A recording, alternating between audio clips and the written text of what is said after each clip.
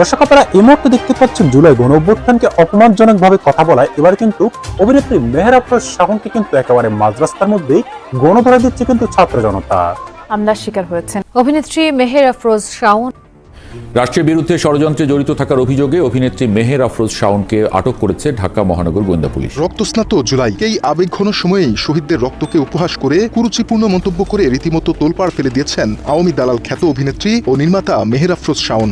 জুলাই গণ অভ্যুত্থানকে ছোট করে এমনকি অসম্মান করে কথা বলায় এবার কিন্তু ছাত্র জনতার রোশানলে পড়েছে অভিনেত্রী মেহের আফরোজ শাওন। সেই 5 তারিখের পর থেকে কিন্তু মেহের আফরোজ শাওন কিন্তু জুলাইয়ের বিরুদ্ধে অবস্থান নিয়ে নানা সময় কিন্তু ফেসবুক থেকে শুরু করে বিভিন্ন মাধ্যমে কিন্তু জুলাইকে অপমান করে কিন্তু একের পর এক কিন্তু কথা বলে যাচ্ছিল, বিভিন্ন পোস্ট কিন্তু দিয়ে যাচ্ছিল। অর্থাৎ আওয়ামী লীগের পক্ষ নিয়ে, হাসিনার পক্ষ নিয়ে কিন্তু সেই হাসিনার ফ্যাসিজমকে কিন্তু সে সমর্থন করে নানা রকম ভাবে কিন্তু জুলাইকে অপমান করে, এমনকি জুলাই যোদ্ধাদেরকে অপমান করে কিন্তু নানা রকম ভাবে কিন্তু তিনি কথা বলছিলেন, এমনকি বিভিন্ন সংবাদ সম্মেলনে কথা বলেছেন। আর যার ফলশ্রুতিতেই কিন্তু এই অভিনেত্রী মেহের আফরোজ শাওনের উপর কিন্তু এবার ছাত্র জনতা কিন্তু তাদের রাগ কিন্তু উড়িয়েছেন। হ্যাঁ দর্শক শ্রোতা, ছাত্র জনতা কিন্তু অবিলম্বে দাবি জানাচ্ছেন এই মেহের আফরোজ শাওনকে অতি শীঘ্রই গ্রেপ্তার করে তাকে যাতে আইনের আওতায় আনা হয়, এমনকি তার সর্বোচ্চ শাস্তিটুকু যাতে নিশ্চিত করা হয়। কারণ এই হাজার হাজার ছাত্রের প্রাণের বিনিময়ে যে জুলাই গণ অভ্যুত্থানের পরে এখন বিএনপি সরকার ক্ষমতায় বসেছে, এমনকি সকলেই ফ্যাসিজম থেকে মুক্তি পেয়েছে, সে অভ্যুত্থানকে কিভাবে তিনি এত অপমানজনকভাবে কথা বলতে পারে। হ্যাঁ দর্শক, এই সম্পূর্ণ বিষয়টি নিয়ে আমরা খুবই গুরুত্বপূর্ণ একটি প্রতিবেদন আপনাদের জন্য সাজিয়েছি, যেটা দেখলে দর্শক আপনি পুরো বিষয়টা কিন্তু একেবারে ভালো করে কিন্তু ক্লিয়ার হয়ে যাবেন। তাই দর্শক আপনার কাছে বিনীতভাবে অনুরোধ থাকবে আমাদের আজকের এই সম্পূর্ণ রিপোর্টটি একেবারে শেষ পর্যন্ত দেখে যাবেন, তবেই কিন্তু একেবারে বিস্তারিত আপনি ভালো করে বুঝতে পারবেন। তাহলে চলুন সম্মানিত প্রিয় দর্শক, কথা বাড়িয়ে আপনার মূল্যবান সময়টুকু এখানে নষ্ট না করে আগে আপনাকে সেই মূল রিপোর্টটি দেখিয়ে নিয়ে আসি, তারপরে এই নিয়ে আরো বিস্তারিত কথা বলবো আমরা। রক্তস্নাত জুলাই যে মাসটি বাংলাদেশের ইতিহাসে লেখা হয়েছে ছাত্র জনতার অসামান্য আত্মত্যাগ আর স্বৈরাচার পতনের এক অবিস্মরণীয় কালির আঁচড়ে। সদ্যই পেরিয়েছে এই ঐতিহাসিক গণ অভ্যুত্থানের বর্ষপূর্তি, কিন্তু ঠিকই আবেগঘন সময়েই শহীদদের রক্তকে উপহাস করে কুরুচিপূর্ণ মন্তব্য করে রীতিমতো তোলপাড় ফেলে দিয়েছেন আওয়ামী দালাল খ্যাত অভিনেত্রী ও নির্মাতা মেহের আফরোজ শাওন। 2024 সালের জুলাই এদেশের কোটি কোটি ছাত্র জনতার কাছে এক আবেগের নাম। অধিকার আদায়ের লড়াইয়ে রাজপথে বুকের তাজা ঢেলে দিয়েছিল যে তরুণ সমাজ, সেই জুলাইয়ের বর্ষপূর্তিতেই চরম ধৃষ্টতা দেখালেন অভিনেত্রী মেহের আফরোজ শাওন। কোনো রাগঢাক ছাড়াই সামাজিক মাধ্যমে তিনি ব্যবহার করলেন নেতিবাচক ও আপত্তিকর হ্যাশট্যাগ জুলাই সিডিআই। তার এই অপ্রত্যাশিত পোস্ট মুহূর্তেই পরিণত হয় তীব্র ক্ষোভের দাবানলে। ছাত্র জনতার রক্তে কেনা এদেশের দ্বিতীয় স্বাধীনতাকে এমন সস্তা প্রোপাগান্ডায় রূপ দেওয়ার অপচেষ্টাকে কিছুতেই মেনে নিতে পারছে না নেটিজেনরা। তার এই পোস্টটি মুহূর্তেই ভাইরাল হলে সাধারণ ফেসবুক ব্যবহারকারীদের পাশাপাশি বিভিন্ন শ্রেণীপেশার মানুষ এই অবস্থানের তীব্র বিরোধিতা শুরু করেন। নেটিজেনদের অনেকেই এই পোস্টের নেপথ্য কারণ হিসেবে শাওনের ব্যক্তিগত ও পারিবারিক বিষয় টেনে নানামুখী মন্তব্যে শাওনকে রীতিমতো তুলোধুনো করেন।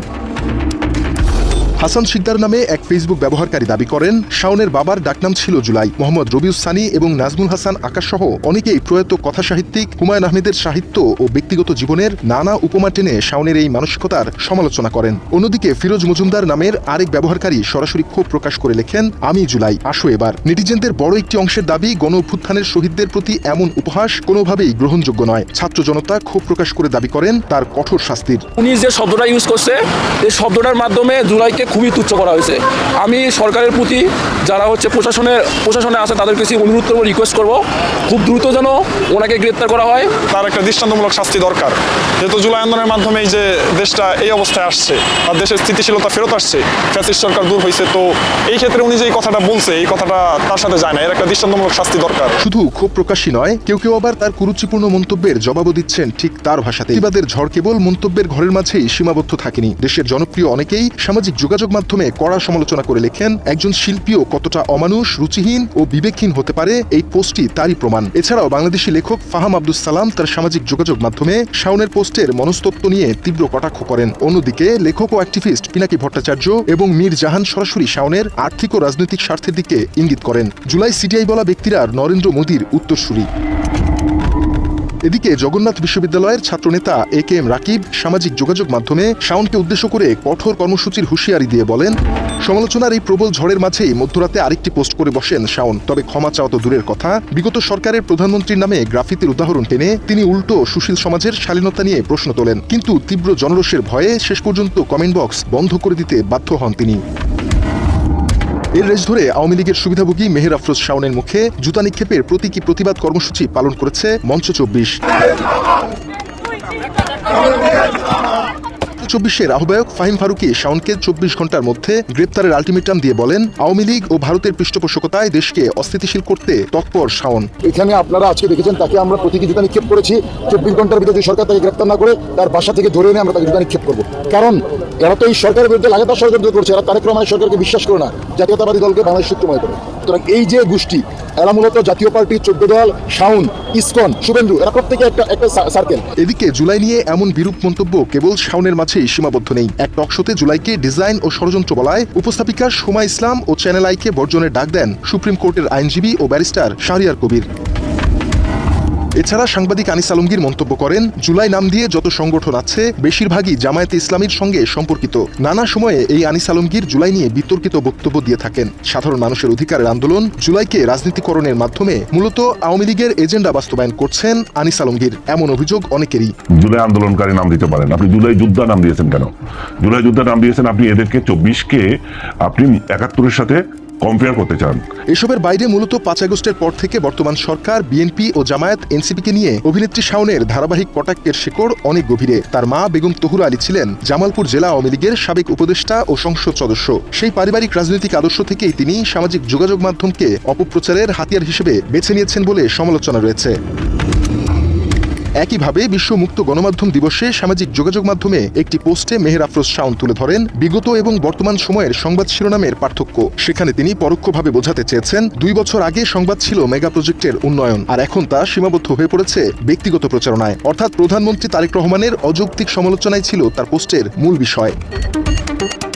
রক্তস্নাত জুলাই, যে মাসে ছাত্র জনতার অসামান্য আত্মত্যাগে ধূলিসাৎ হয়েছিল স্বৈরাচারের অহংকার, সেই জুলাইয়ের দ্বিতীয় বর্ষপূর্তিতেই শহীদদের রক্তকে উপহাস করে এক নোংরা খেলায় মেতেছেন শাওন সহ আওয়ামী দালালরা। শহীদদের আত্মত্যাগকে ষড়যন্ত্র আর ডিজাইন আখ্যা দিয়ে তারা যে ধৃষ্টতা দেখাচ্ছে, তাতে সাধারণ মানুষের ক্ষোভ আজ দাবানলের মতো ছড়িয়ে পড়েছে।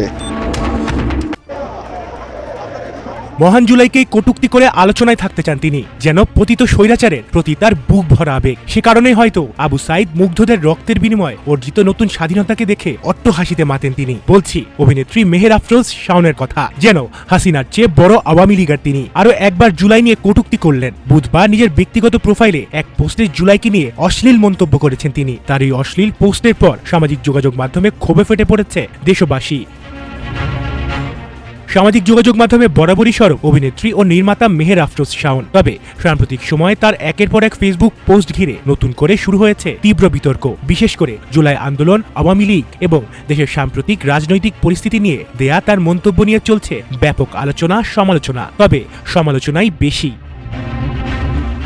সম্প্রতি আওয়ামী লীগের 77তম প্রতিষ্ঠা বার্ষিকী উপলক্ষে নিজের ভেরিফাইড ফেসবুক আইডিতে একটি পোস্ট দেন মেহের আফরোজ শাওন। সেখানে তিনি লেখেন, আওয়ামী লীগ নামে কোনো সংগঠন নেই বলা হলেও আমি তো দেখছি আওয়ামী লীগ এখন আগের চেয়েও বেশি প্রবলভাবে আছে। আওয়ামী লীগের প্রতিষ্ঠা বার্ষিকীকে আরো বেশি আলোচিত করে তোলার জন্য বর্তমান সরকারকে ধন্যবাদ। এই মন্তব্য প্রকাশের পরপরই সামাজিক যোগাযোগ মাধ্যমে শুরু হয় নানা ধরনের প্রতিক্রিয়া। এটাই প্রথম নয়, এর আগেও জুলাই আন্দোলনকে ঘিরে দেয়া তার কয়েকটি পোস্ট ব্যাপক বিতর্কের জন্ম দেয়। বিশেষ করে জুলাই সিডিআই শব্দবন্ধ ব্যবহার করে দেয়া একটি পোস্ট নিয়ে নেটিজেনদের মধ্যে ব্যাপক আলোচনা শুরু হয়। অনেকেই অভিযোগ করেন তিনি জুলাই আন্দোলনের ঘটনাকে ব্যঙ্গ করেছেন। তবে শাওন নিজের পোস্টের কোথাও সরাসরি এমন দাবি করেননি। বিষয়টি নিয়ে ভিন্ন মত ও ব্যাখ্যা সামনে আসে। এই পোস্টকে কেন্দ্র করে সামাজিক যোগাযোগ মাধ্যমে তীব্র সমালোচনা শুরু হয় এবং অনেকেই তার বক্তব্যের কড়া সমালোচনা করেন। এই ঘটনার পর আন্তর্জাতিক অপরাধ ট্রাইব্যুনালের সাবেক চিফ প্রসিকিউটর মোহাম্মদ তাজুল ইসলামও নিজের ফেসবুক পোস্টে শাওনের সমালোচনা করেন। তিনি অভিযোগ করেন জুলাই আন্দোলনকে ঘিরে বিভ্রান্তিকর প্রচারণা চালানো হচ্ছে এবং বিষয়টি গুরুত্ব সহকারে দেখার আহ্বান জানান। তবে এসব অভিযোগের বিষয়ে শাওনের পক্ষ থেকে আনুষ্ঠানিক কোনো আইনি প্রতিক্রিয়া প্রকাশ্যে আসেনি। শুধু বাংলাদেশ নয়, সম্প্রতি নেপালের রাজনৈতিক পরিস্থিতি নিয়েও একটি পোস্ট দেন শাওন। সেখানে তিনি নেপালের আন্দোলনের প্রসঙ্গ টেনে বাংলাদেশের জুলাই আন্দোলনের সঙ্গে তুলনামূলক মন্তব্য করেন। সেই পোস্ট নিয়েও সামাজিক যোগাযোগ মাধ্যমে মিশ্র প্রতিক্রিয়া দেখা যায়। কেউ তার মত প্রকাশের স্বাধীনতার পক্ষে অবস্থান নেন, যদিও বেশিরভাগ মানুষ তার বক্তব্যের কঠোর সমালোচনা করেন। রাজনৈতিক অঙ্গনেও শাওনের অবস্থান ঘিরে নতুন করে আলোচনা শুরু হয়েছে। সমালোচকদের একাংশের দাবি তিনি ইচ্ছাকৃতভাবে বিতর্কিত ইস্যুতে মন্তব্য করে আলোচনায় থাকছেন।